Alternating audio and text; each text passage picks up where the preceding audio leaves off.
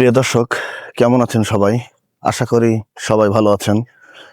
তো আজ আমি আপনাদেরকে এমন একটি জায়গায় নিয়ে এসেছি যেখানে প্রকৃতি এবং সাহিত্য মিলে এক হয়ে গেছে।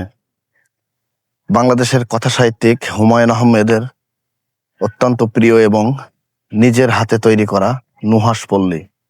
আমার পিছে ঠিক দেখতে পাচ্ছেন হুমায়ুন আহমেদের একটি ছবি আর্ট করে রাখা হয়েছে। তো চলুন ভিতরে যেয়ে দেখি কি কি আছে এখানে নুহাশ পল্লীতে, আপনাদেরকে একটু দেখানোর চেষ্টা করি। সাথেই থাকুন। নুহাশ পল্লীর ভিতরে সবচেয়ে বড় যে আকর্ষণ সেটি হলো হুমায়ুন আহমেদের নিজের হাতে তৈরি করা বিভিন্ন ফলের গাছ বা ফুলের গাছ। যেমন আমার পিছনে দেখতে পাচ্ছেন এটি একটি লিচু গাছ, মানে লিচু গাছের সারি এখানে আছে।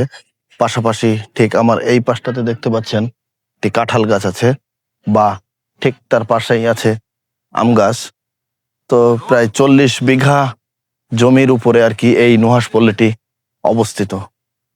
এখানে দাবা খেলার সেই কোর্টগুলা বা ঘর তৈরি করা আছে। দেখেন, এটি হচ্ছে সেই দাবা খেলার ঘর। দেখেন প্রিয় বন্ধুরা, দেখুন আমার পিছনে আছে বিশাল বড় একটা কবুতরের ঘর। এখানে অনেকগুলা কবুতর আছে এই নুহাশ পল্লীর ভিতরেই কিন্তু এটি। দেখেন, আমরা এখন দাঁড়িয়ে আছি নুহাশ পল্লীর অন্যতম আকর্ষণীয় সেই পুকুরটির সামনে। ঘন সবুজের আবহে পুকুরের ঠিক মাঝখানে পাথুরে মৎস্যকন্যাটি যেন একাকী পাহারা দিচ্ছে এই বনভূমিকে। শান্ত জল আর গাছের ছায়া মিলে এখানে এক স্বর্গীয় পরিবেশ তৈরি হয়েছে। এখানে দেখতে পাচ্ছেন হুমায়ুন আহমেদের ভাস্কর্য সহ তার আশেপাশে বিভিন্ন ধরনের প্রাণীদের ভাস্কর্য তৈরি করা আছে। এগুলো দর্শনার্থীদেরকে আকর্ষণ করানোর জন্য। মূলত যে এখানে যে বাচ্চারা আসে দূর দূরান্ত থেকে, তারা এগুলো দেখে অনেক আনন্দিত হয়। এই সেই দিঘি লীলাবতী, নয়ন তোমারে পায় না দেখিতে, রয়েছে নয়নে নয়নে। হুমায়ুন আহমেদের লেখা সেই দিঘি লীলাবতী। ছবিতে আমরা দেখতে পাচ্ছি সেই দিঘির শান বাঁধানো ঘাট। এই ঘাটটি হুমায়ুন আহমেদের খুবই প্রিয় ছিল। কথিত আছে তিনি এই ঘাটে বসে রাতের পর রাত কাটাতেন, পূর্ণিমার চাঁদ দেখতেন এবং তার অনেক বিখ্যাত উপন্যাসের ভাবনা চিন্তা করতেন। এই দিঘিটি হুমায়ুন আহমেদ নিজেই খনন করিয়েছিলেন। দিঘির বিশেষত্ব হলো এর শান বাঁধানো ঘাট, যা দর্শনার্থীদের প্রশান্তি দেয়। দিঘির শান্ত জলে গাছের ছায়া আর আকাশের নীল মিলেমিশে একাকার হয়ে থাকে। সবচেয়ে আকর্ষণীয় হলো দিঘির ঠিক মাঝখানে জেগে থাকা এই ছোট দ্বীপটি।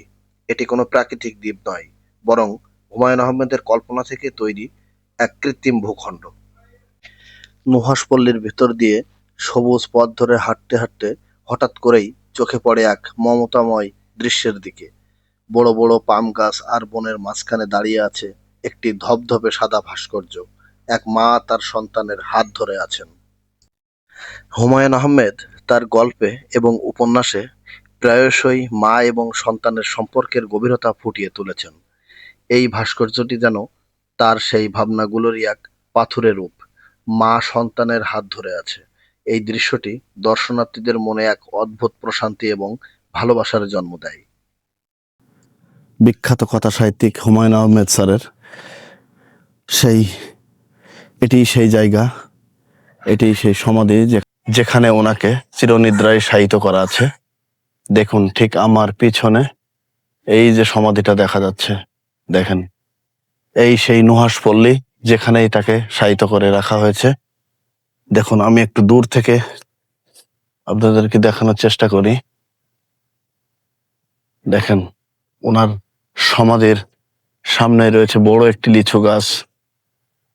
লিচু গাছ মানে লিচু বাগানের ভিতরে আর কি ওনাকে সমাধিস্থ করে রাখা হয়েছে। দেখুন এখানে মানুষজন অনেক দূর দূরান্ত থেকে দর্শনার্থীরা দেখতে আসেন যে নুহাশ পল্লী, বিখ্যাত কথা সাহিত্যিক হুমায়ুন আহমেদের সেই নুহাশ পল্লী। ছোটবেলা আমরা বইতে পড়েছি হুমায়ুন আহমেদের নুহাশ পল্লী সম্পর্কে, কিন্তু আজ সশরীরে এখানে এসে একটু এক্সপ্লোর করার চেষ্টা করলাম, পাশাপাশি আপনাদের সাথে একটু শেয়ার করার চেষ্টা করলাম আর কি। তো দেখুন, এটি সেই সমাধি হুমায়ুন আহমেদ স্যারের। তো আজ এখান থেকেই বিদায় নিচ্ছি।